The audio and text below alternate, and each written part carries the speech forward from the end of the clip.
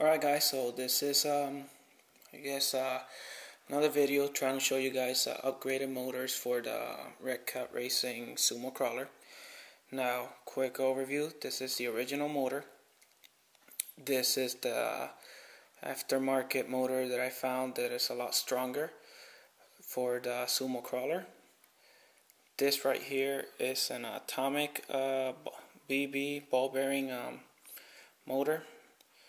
And just so you guys can see if it'll focus, it actually has ball bearings, which is really nice. Now this motor is extremely fast. I think it's like 40,000 RPM for every 3 point something volts. I don't know, something ridiculous.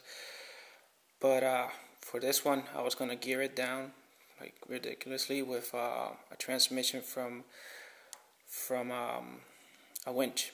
Like one of those RC 4-wheel drive winches, the bully. I was gonna use that to kind of slow down the motor and use all that speed for torque.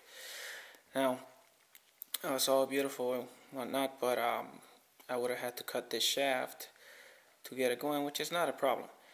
But the ESC would have also had a lot larger amp draw, because when you get a lot more speed, you know, I guess when you get less turns on the motor, you could say, there is a huge amp draw on the ESC.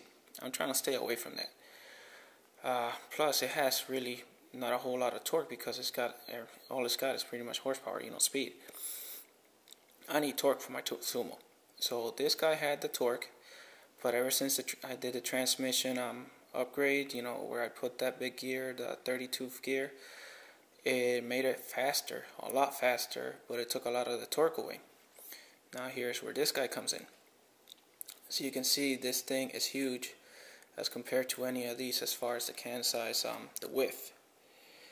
It's got a whole lot more meat in it. It's got much bigger magnets. It's actually round, whereas the other motors are not round at all.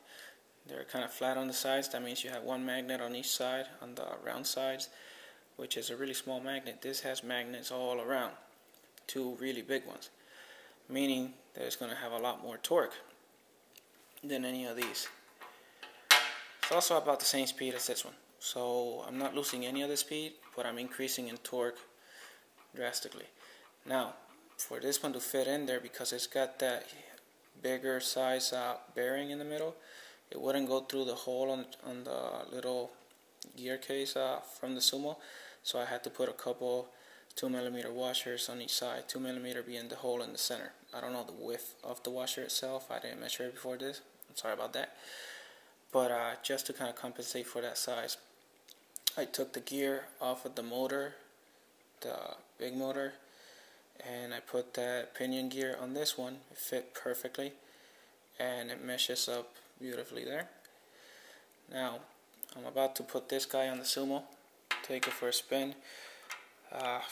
You could already tell from just plugging it into the ESC that there's a lot more power on this. It kind of kicks like, you know, my buddy used to say with the Losi motor that he put onto that transmission, it kicks.